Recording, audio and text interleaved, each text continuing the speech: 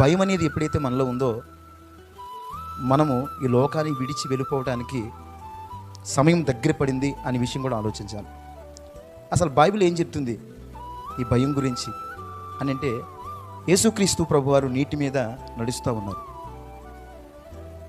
ఈ విషయాన్ని గుర్తించి తన శిష్యులలో ఒకడు పేతురు గారు ఆయన దగ్గరకు వచ్చి, నేను కూడా నడవగలనా అని అడిగినప్పుడు యేసు ప్రభువారు, నడుస్తావు, నువ్వు కూడా నడవగలవు అని చెప్పిన సందర్భం మనకు కనబడుతూ ఉంది. యేసు ప్రభు వైపు చూచిన ఆ శిష్యుడు ఎంతసేపు అయితే చూచాడో చూచినంతసేపు ఆ నీటి మీద అతడు నడవగలిగాడు.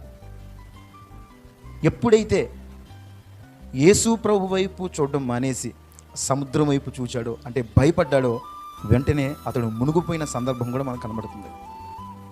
అంటే ఒక భయం ఒక వ్యక్తిని ఏం చేస్తుందంటే ముంచేస్తుంది. ఒక భయం ఒక వ్యక్తిని ఏం చేస్తుందంటే పతనానికి దారితీస్తుంది.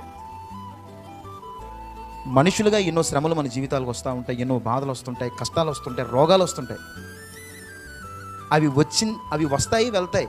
కానీ అవి వచ్చింది అని దానికంటే దానితో పాటు తీసుకొచ్చిన భయం ఉంది చూసారా, ఆ భయమే మనిషిని పతనానికి దారితీస్తుంది. దయచేసి క్రైస్తవుడైనా ఎవరైనా సరే భయం ఉండనవ్వకండి.